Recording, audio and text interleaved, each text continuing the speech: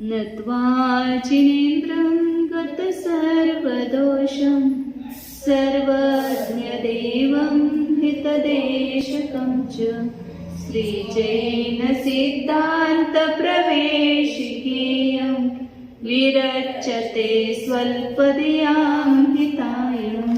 परंतु पाठन हे पाठन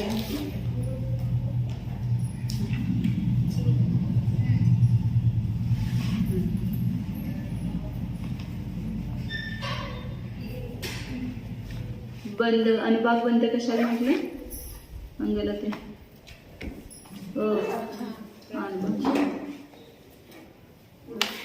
अर्चना बाबे अनुभाग बंद कशाला म्हणतात? कर्माच्या फलदान शक्तीला असं म्हटलं तरी चालते. फलदान शक्तीला अनुभाग बंद म्हणतात. ते कमी असते कधी जास्त असते. अनुभाग बंद कधी अनुभाग बंद कधी कमी कधी जास्त होतो. प्रदेश बंद कशाच म्हणतात?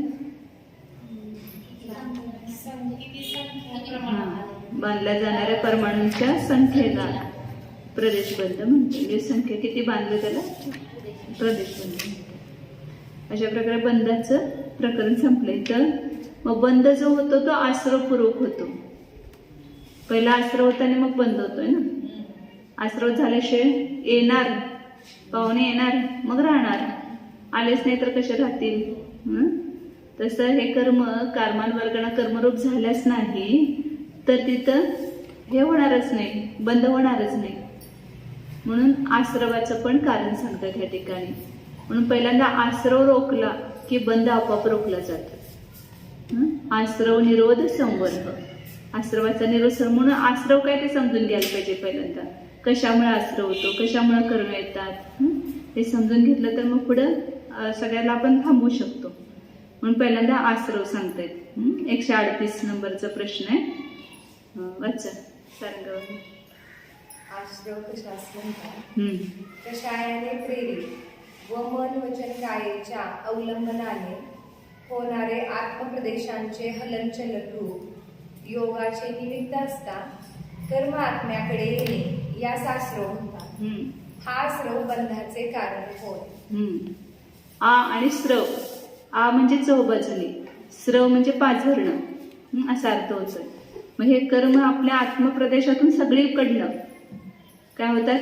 कर्मांवर्गणा गचपच भरलेल्या आहेत आत्म्याच्या सगळ्या प्रदेशावर. त्या कर्मांवर्गणाच तिथं योगाचं निमित्त मिळालं जीवाच्या की लगेच ते कर्मरूपाने स्वयमेव परिणमतात. तिथे आपल्याला आता दिसते का प्रत्येक समयाला कार्य आपोआप चालू आहे ऑटोमॅटिक. आपण काय करत राहतो फक्त कषायनी योग हा सतत चालू आहे आपला. सतत कषायाचा कोणता ना कोणता तरी उदय चालू आहे. श्रद्धा काय चालू आहे? कशाचा उदय चालू आहे. आणि त्याच्या निमित्तानं मनवचन कायचं त्याच्या प्रेरणेने आपल्या मनवचन कायच्या अवलंबनानं आत्मप्रदेशांचं हलनचलन पण चालू आहे. आत्मप्रदेश अमूर्तिक असल्यामुळे आपल्याला ती जाणीव होत नाही, परंतु सतत हलनचलन चालू म्हणजे त्यालाच योग म्हटलेलं आहे.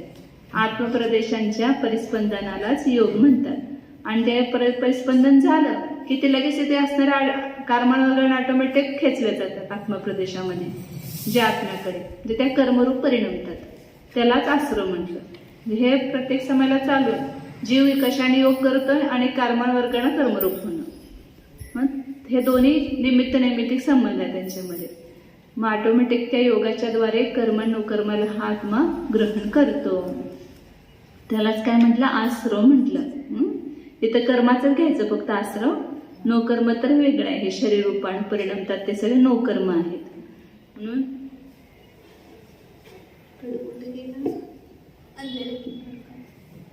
पुस्तकाच्या समोर येत आहे का? आ अधिक स्रव. आ म्हणजे चोहीकडून सगळ्या आत्मप्रदेशातून. स्रव म्हणजे पाझरणं. मग इथं पाझरते काय तर कर्म. कर्मांवर्गणा कर्मरूप होतात. आत्म्याच्या कषायनी योगाच्या निमित्ताने जे कर्मांवर्गणा आहेत त्या कर्मरूप होतात. म्हणूनच त्याला येतात असं म्हटलं. येतात म्हणजे कुठून बाहेरून येतात असं नाही. इथंच बसले सगळे अगदी टपून. कसं बाहेर शत्रू टपून बसलेले असतात. निमित्त मिळालं की प्रवेश करणार. त्या दरवाजातून त्या राजावर आक्रमण करण्यासाठी. तसे हे कर्मरूपिक शत्रू सगळे आपल्या आत्मप्रदेशावर बसलेले आहेत आणि आत्म्याच्या योगाचं निमित्त मिळालं की ते लगेच काय होतात, कर्मरूप परिणमतात. त्याचे जीवाला त्रास द्यायला तयार होतात, ते कर्मरूप होतात. म्हणजे स्रव म्हणजे पाझरणं, पाणी कसं झरातून पाझरतंय तसं. आजच्या वर आहे स्रव, म्हणजे चोही बाजूने. मग आत्म्याच्या सर्व आत्मप्रदेशातून ते कर्मवर्गण येतात, पाझरतात. म्हणजे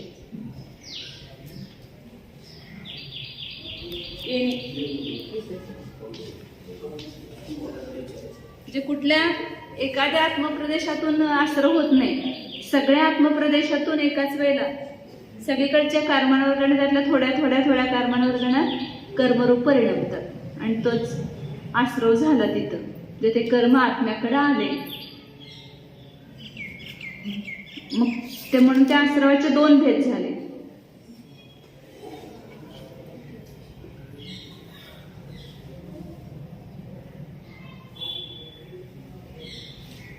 आणि इथंच अटॅक करायचे आपल्याला.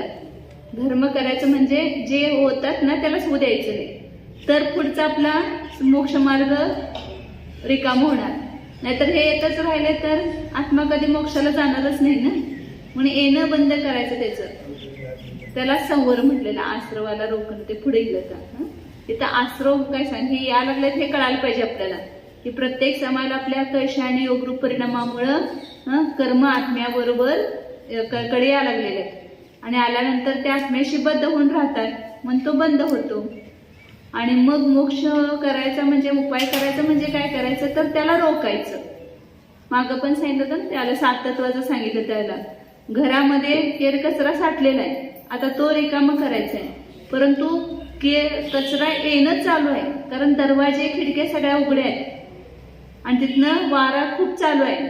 आणि त्यामुळे काय होतंय, सारखं उन्हाळ्याच्या दिवसात बघतो की नाही आपण किती वारं येत आहे आणि ते सगळं कचरा आपल्या घरामध्ये शिरतो.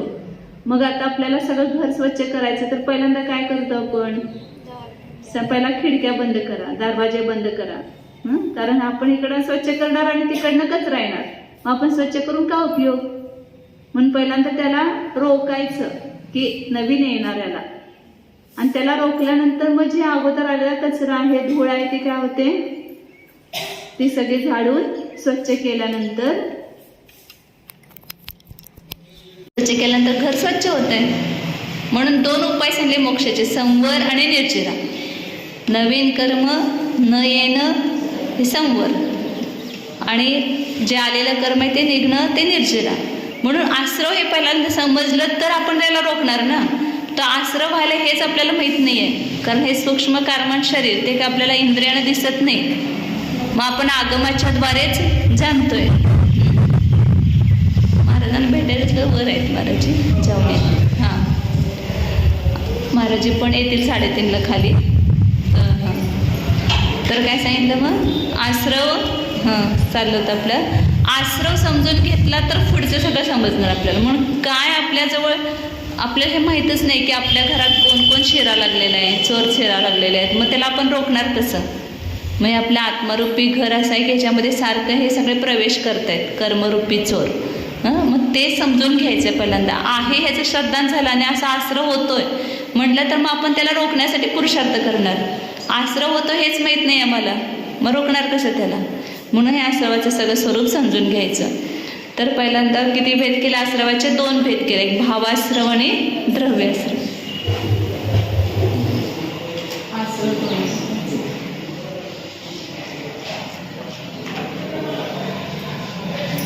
कुठे गेले बंधुराज, कुठे गेले म्हटलं काका.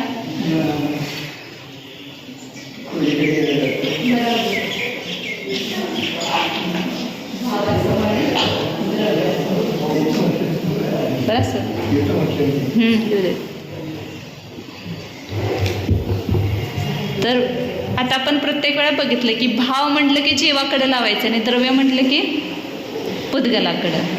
भाव जो आहे तो जीवाचा परिणाम आहे, द्रव्य पुद्गलाचा आहे. म्हणून भावाश्रव म्हटलं की जे आत्म्याचे परिणाम, की ज्या परिणामाच्या निमित्ताने ते कर्म आले, जे कश आणि योगरूप परिणाम, त्याला म्हणायचं भावाश्रव. आणि जे कर्मांवर्गणा कर्मरूप झाल्या त्याला काय म्हणायचं, द्रव्याश्रव. म्हणजे कर्माचे येणे, थोडक्यात सांगितलं जातं, कर्माचे येणे हे द्रव्याश्रव, म्हणजे हा पुद्गलाचा परिणाम आहे, कर्माचा परिणाम आहे. आणि आत्म्याचे कश आणि योगाच्या निमित्तानं कर्म आले,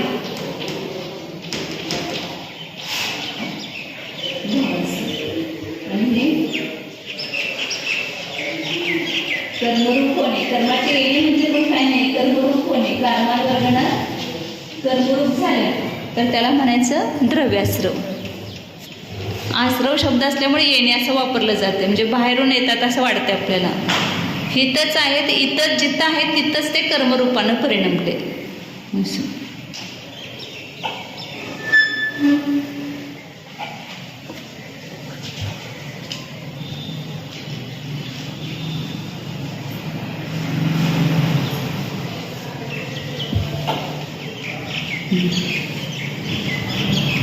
तर भावाश्रव हा जीवाचा परिणाम आहे, द्रव्याश्रव हा कर्माचा परिणाम आहे. ज्या आत्म्याचे ज्या परिणामाच्या निमित्तानं कर्म येतात त्याला म्हणायचं भावाश्रव, आणि जे कर्म आले त्याला म्हणायचं द्रव्याश्रव.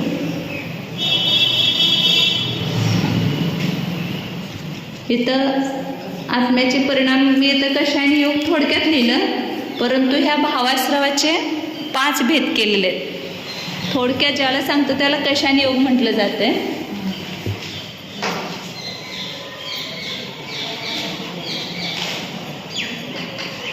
भावाश्रव 5 प्रकारचे: मिथ्यात्व,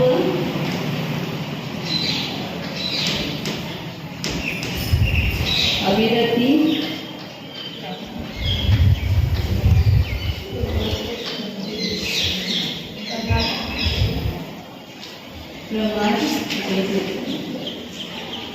प्रमाद, दर्शन आणि योग.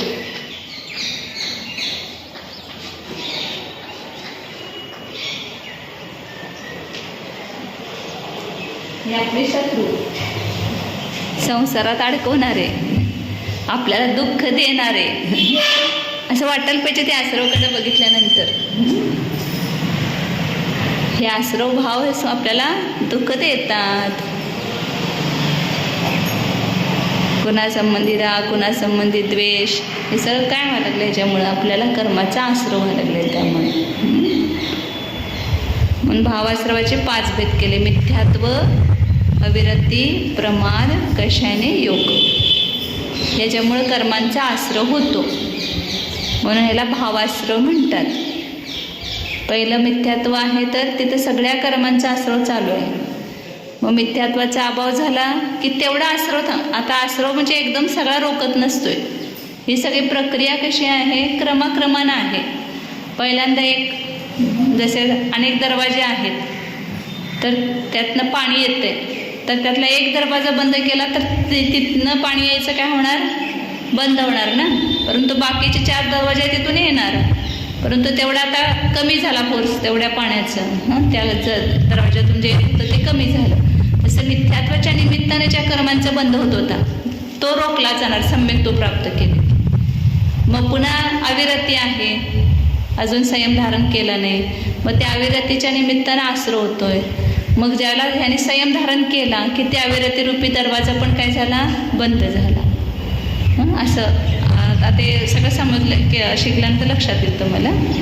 मग नंतर प्रमाद पण ज्याला संयम धारण केला आणि ज्याला वरच्या श्रेणीवर चढला तर तिथं प्रमादाचा पण अभाव झाला आपल्या आत्मध्यानामध्ये लीन झाल्यावर, मग तो पण दरवाजा बंद होतो. असे क्रमशः एक दरवाजे बंद करत जायचं. मग सगळे 5 दरवाजे बंद झाले की जीव त्यातून सुटून मोक्षाला प्राप्त होतो.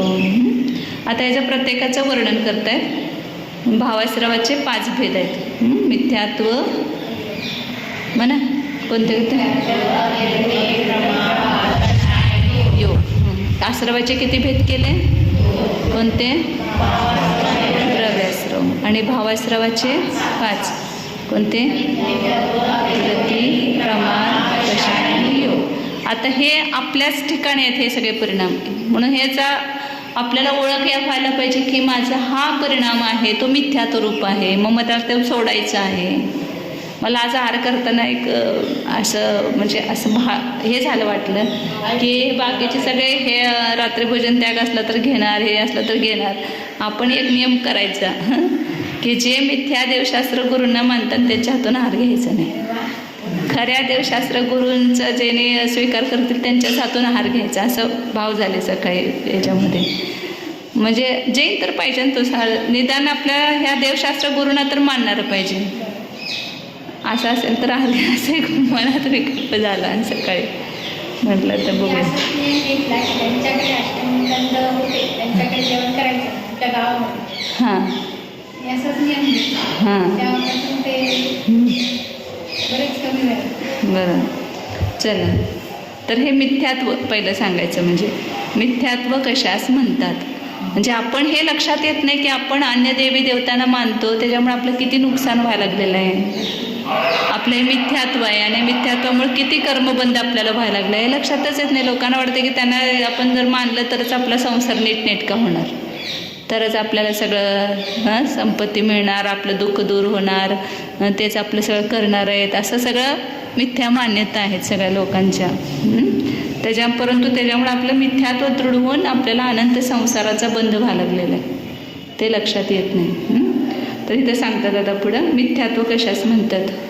वाचा नाजूक. मिथ्यात्व कशास म्हणतात. मिथ्यात्व कर्माचा उदय असता आत्मतत्वाचा प्रतिभास होत नाही. अदेवांमध्ये देवबुद्धी, अतत्वांमध्ये तत्वबुद्धी, अधर्मामध्ये धर्मबुद्धी इत्यादी विपरीत अभिनिवेश रूप जीवांचे विभाव परिणाम होतात. त्यास मिथ्यात्व असते. मिथ्यात्व म्हणजे काय सोडायचं की उलटी मान्यता, विपरीत मान्यता. म्हणजे जसं आहे तसं न जाणताना जसं नाही तसं हा जीव जाणतो आणि त्याचं श्रद्धान करतो, तेच काय आहे? मिथ्यात्व आहे. म्हणजे देव नाही त्यांना देव मानतो, ज्याच्यामध्ये वितरागता नाही. देव कुणामध्ये आहे? जे वितराग सर्वज्ञ तिथंच देव पण आहे. आणि जे आपल्यासारखे रागीद्वेषी आहेत, अल्पज्ञ आहेत, ते देव कसे असू शकतात? जिथं आपण संयम धारण करू शकतोय आणि ते संयमसुद्धा धारण करू शकत नाहीत, ते आपल्याला पूज्य कसे होतील? संयम पूजनीय आहे ना. असंजमम न वंदे, ते लावतात कुणाला? अरे का माताजींना. बाकी वास्तविक बघायला गेलं तर असंयमी कोण आहेत? हे देवी देवता जे काही स्वर्गातले आहेत, यक्षयक्षिणी वगैरे, ते सगळे असंयमी आहेत.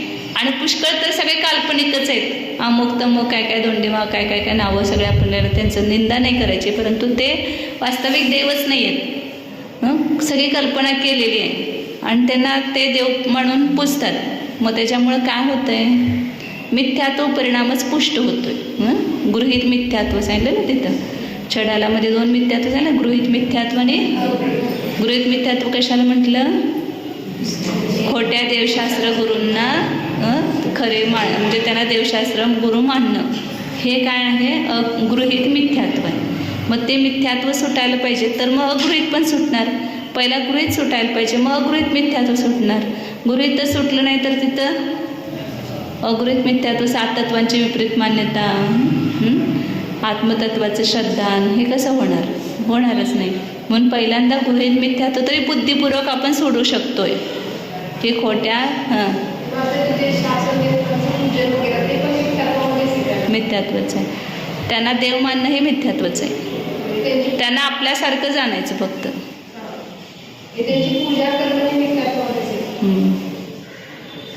त्यांचं पूजा करणं मिथ्यात्वच, अर्घ चढवणं त्यांना. असंयमाची पूजा नाही. असंयम हे वंदनीय नाही. ते पूर्ण असंयमी आहेत. ते पूर्ण असंयमीच आहेत ना. ते संयम धारणच करू शकत नाहीत. आणि मिथ्यात्व सम्यदृष्टी आहेत की मिथ्यादृष्टी त्याचं आपल्याला हे पण माहीत नाही. ते जन्मताच तर मिथ्यादृष्टी आहेत भवनत्रिकामध्ये. आणि मग तिथं गेला त्याला सम्यक्त झाला असेल किंवा नाही माहीत नाही. आता जर तीर्थंकरांचे एक शिक्षण असेल तर त्यांना होईल सम्यक्त.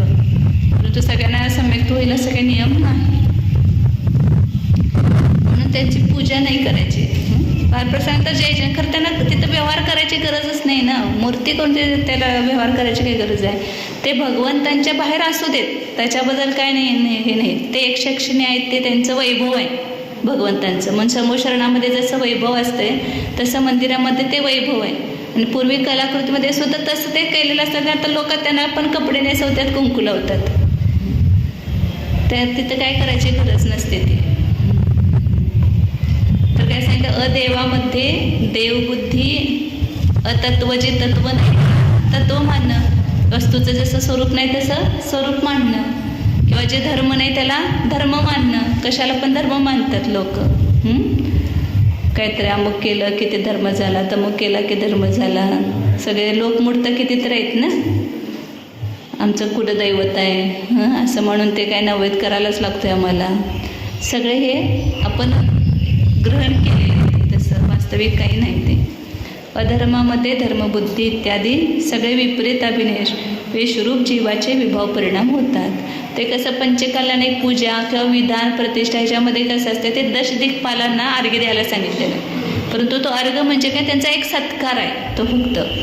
म्हणजे ते पण त्यांचे वेगवेगळे असते ते द्रव्य, असं हे अष्टद्रव्य नसते. जे तिथं असणारे व्यंतर वगैरे आपल्याला बाधा करून येत, त्यांचं जर नाही केलं तर ते आपल्याला त्रास देतील, बाधा करतील. म्हणून त्यांना पहिल्यांदा ते संतुष्ट करण्यासाठी त्यांना ते हे केलं जातं, दशदिक्पालांना आव्हान केलं जातं. आणि त्यांना ते तुमचा हा भाग तुम्ही ग्रहण करा असं त्यांना म्हटलं जातं. ते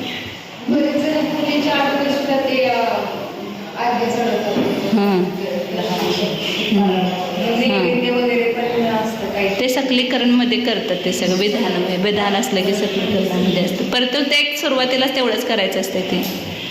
ते ज्यावेळेला एकदम विधान करतात ना ते सुरुवातीला, परंतु ते देव मानून नाही. ते तुम्ही पण या आमच्या पूजेमध्ये सहभागी व्हा आणि हा तुमचा भाग तुम्ही घ्या असं म्हणायचं असतं त्यामध्ये फक्त. ते म्हणतात ना दिशदकपाला आत्र आत्र असं काहीतरी म्हणतात. ते म्हणजे तिथं असतात व्यंतर आपल्याला दिसत नाही, इकडे तिकडे सगळीकडे असतात कुठं पण. आगच्छ म्हणजे तर मग तिथं असले तर त्यांचा आता अवमान होणे, म्हणून तुम्ही पण या आणि तुम्ही पण पूजेमध्ये सहभागी व्हा आणि हे करा असं करायचं. तर मिथ्यात्व काय आहे समजून घ्यायला पहिल्यांदा पाहिजे. कारण सगळ्यात मोठं पाप असेल तर मिथ्यात्व आहे. आणि हे सुटल्याशिवाय बाकीचं काही सुटत नाही. भले तुम्ही देहसंयम धारण करा, व्रती व्हा, काय पण व्हा, परंतु जर मिथ्यात्व सुटलं नाही तर संयम नाहीच. म्हणून पहिल्यांदा मिथ्यात्व, आणि ते आपण आत्ता ह्या क्षणाला सोडू शकतो. आपल्या हातात आहे सगळं सोडणं. आणि मग त्याच्यानंतर मग अगृहीत मिथ्यात्व सुटण्यासाठी सुद्धा मग पुरुषार्थ करायचा की सोपर भेद विज्ञान करायचं, 7 तत्वांचं यथार्थ स्वरूप समजून घ्यायचं. आणि ते तरी आपल्याला गृहस्थ अवस्थेत करायचंच आहे. हे आपण मनाशी हे करून टाकायचं, ठरवून टाकायचं की आपल्याला ह्या भावात मिथ्यात्व सोडायचं आहे. मिथ्यात्व सोडलं तरच आपल्याला सम्यक्त्व धारण केलं तरच पुढं काय होणार आहे, आपला मोक्ष मार्ग चालू राहणार आहे. मिथ्यात्वाचे किती भेद आहेत? तर मिथ्यात्वाचे पण 5 भेद आहेत. एकांत, विपरीत,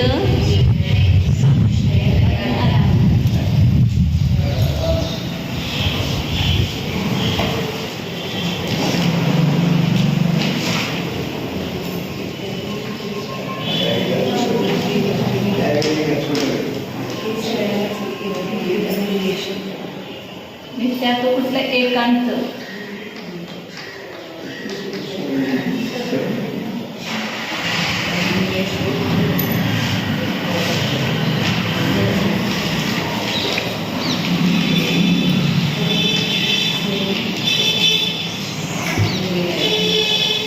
क्रम कोणाचाच कुठला संशय आणि अज्ञान.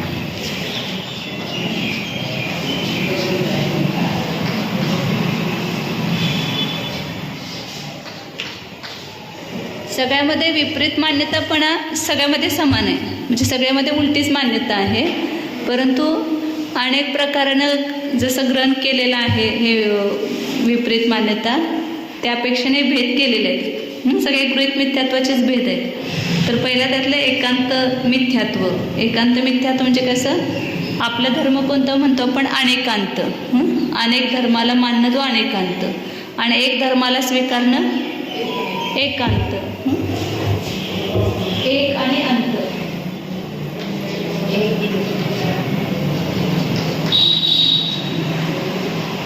अंत शब्दाचा अर्थ तर धर्म करायचा.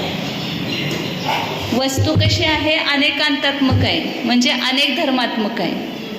प्रत्येक वस्तूमध्ये परस्पर विरोधी असे दोन धर्म आहेत, नित्य अनित्य, एक अनेक, सत असत. एकच वस्तू कशी आहे, सत आहे, आणि एक तीच वस्तू असत पण आहे. आता हे पुस्तक आहे काय, नाही, सत आहे की असत आहे, तर म्हणणार आहेच की, फक्त नाही कुठं आहेच की. परंतु हे पुस्तक माईकच्या अपेक्षेनं आहे का, माझ्यामध्ये नाही धर्म पण आला ना. जर नाही धर्म नसता तर हे माईक पण झालं असतं पुस्तक, हे पुस्तक टेबल पण झालं असतं. परंतु ह्या सगळ्या पराची त्याच्यामध्ये नास्ती आहे, म्हणजे असत आहे.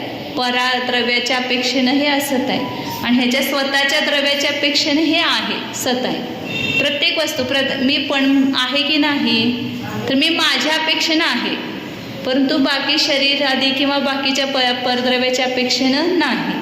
मग प्रत्येक वस्तूमध्ये हे दोन्ही धर्म आहेत, म्हणून ती वस्तू टिकून आहे. अस्तित्व गुण सांगताना सांगितलं होतं, अस्तित्व गुणामुळे वस्तू टिकून राहते, परंतु त्याच्यावरून अस्तित्व गुण पण आहे, त्याच्यामुळे दुसऱ्या परद्रव्याचे धर्म त्याच्यामध्ये घुसत नाहीत, प्रवेश करत नाहीत. म्हणजे मी परद्रव्यरूप होत नाही, मी माझ्या द्रव्यरूपच राहते. का, तर माझ्यामध्ये सत आणि असतपणा आहे. फक्त सतच पण असता समजा, तर मी सगळ्या रूप झाले असते, कारण नास्ती नाहीच आहे माझी कोणाच्या अपेक्षेनं पण. मग माझ्यामध्ये असत धर्म असल्यामुळं मी अन्य कोणत्याही द्रव्यरूप होत नाही, शरीररूप कधीही झाले नाही. किती शरीर जवळ आहे तरी सुद्धा शरीराचे परमाणू आत्मारूप कधी झालेले नाहीत, कारण का आत्म्यामध्ये असत धर्म आहे. मग हे असे दोन्ही धर्म प्रत्येक वस्तूमध्ये आहेत. मी एक आहे का अनेक आहे, तुम्ही एक आहे का अनेक आहे, एकच आहे. मग आता मी बालकपणी वेगळे होते, तरुणपणी वेगळे होते, आता वेगळे आहे, गृहस्थावस्थेत वेगळे होते, आता आरिका झाल्यावर वेगळे आहे की नाही. एकच म्हटलं तर एकच रूप होईल ना. तर दोन्ही धर्म आहेत, एक पण आहे आणि अनेक पण आहे. तर सगळ्यामध्ये राहणारा जो अखंड अंश आहे, द्रव्य आहे, त्यापेक्षेने एक आहे, परंतु जे बदलणारे पर्याय आहेत त्याच्यापेक्षेनं अनेक आहे. आणि आता म्हणून स्त्री आहे, पूर्वभावात पण स्त्री होते का, कोणतर दुसरे होते, त्याच्या पूर्वभावात कोणतर वेगळेच होते, आता पुढच्या भावात देव होणार. म्हणजे हे रूप बदलली की नाही, मग ह्यापेक्षेनं अनेक झाले की नाही. म्हणून मी असे दोन्ही धर्म प्रत्येक वस्तूमध्ये आहेत. कुठला पण एक साधा पुद्गल परमाणू जरी घेतला तरी त्याच्यामध्ये दोन्ही धर्म आहेत, एक अनेक, सत असत, नित्य अनित्य. मी नित्य आहे की अनित्य आहे, द्रव्याच्या अपेक्षेनं नित्य आहे. द्रव्य माझं कधी नष्ट होत नाही, परंतु पर्याय नष्ट होते. आता मी लहान नाही, आता तरुण नाही, नष्ट झालं ना ते बालकपण, तरुणपण, वृद्धपण, हे प्रौढपण, तर त्यापेक्षेनं अनित्य आहे. ते दोन्ही धर्म आहेत प्रत्येक वस्तूमध्ये, एकच कुठल्या नाही. साही द्रव्यामध्ये हे दोन्ही प्रकारचे धर्म आहेत. म्हणून वस्तू कशी आहे, अनेकांत आहे. परंतु प्रत्येकजण काय करतात, एक एक धर्म का झाले जगामध्ये वेगवेगळे, तर त्या वस्तू अनेकांतात्मक असताना सुद्धा त्यातला एकच धर्म स्वीकारतात, दुसरा धर्म स्वीकारत नाहीत. कोणी वस्तू नित्यच आहे म्हणतात, कोणी म्हणतात अनित्यच आहे. जी नित्य आहे ती अनित्य नाही म्हणत त्याला. जी नित्य ती अनित्य कशी असू शकणार, असा तर्क देऊन त्याचं खंडन करतात. मग त्याला म्हणायचं एकांत मिथ्यात्व. वस्तू अनेकांतात्मक असताना त्यातल्या एकाच धर्माला स्वीकारणं, एकच धर्म आहे असे म्हणणं, त्याला एकांत मिथ्यात्व म्हणतात. अनेकांताच्या उलट एकांत. जसं बौद्ध मानतात पदार्थ सर्वथा क्षणिकच मानतात. सांख्य मानतात की वस्तू सदैव नित्यच आहे, कायम आहेच, ती कधी नष्ट होतच नाही. कोणी दोन्ही मानून सुद्धा परस्पर वेगवेगळं मानतात. कुठला पदार्थ नित्य आणि कुठला पदार्थ अनित्य असं म्हणतात. एकच पदार्थ नित्य आणि एकच पदार्थ अनित्य मानत नाही. तर त्याला म्हणायचं एकांत मिथ्यात्व. म्हणजे काय व्याख्या सांगणार? वस्तू अनेक धर्मात्मक असताना त्या वस्तूच्या एकाच धर्माला स्वीकारणे, त्याला म्हणायचं एकांत मिथ्यात्व. वस्तू सतच आहे, वस्तू असतच आहे, किंवा वस्तू नित्यच आहे, अनित्यच आहे, त्याला म्हणायचं एकांत मिथ्यात्व.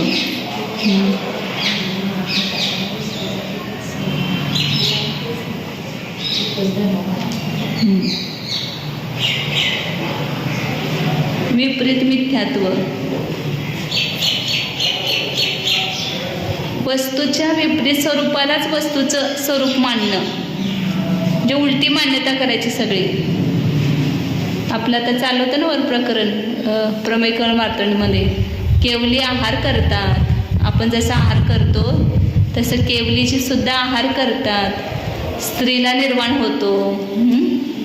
आणखीन काय काय अशा प्रकारच्या अनेक मान्यता आहेत. केवली मांसाहार करतात, असं काय काय उलटं सगळं मानतात.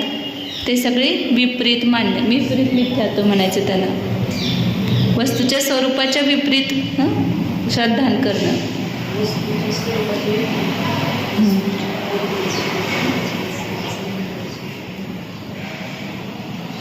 कपड्यातच मोक्ष होतोय म्हणजे निर्ग्रंथ, म्हणजे कपड्यासहितच निर्ग्रंथ मानतात. कपडे असून सुद्धा त्याला निर्ग्रंथ मानतात.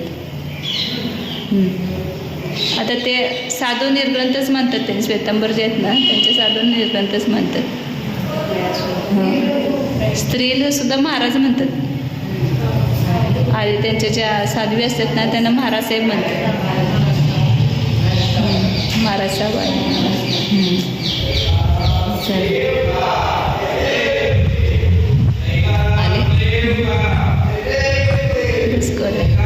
बाकीचे उद्या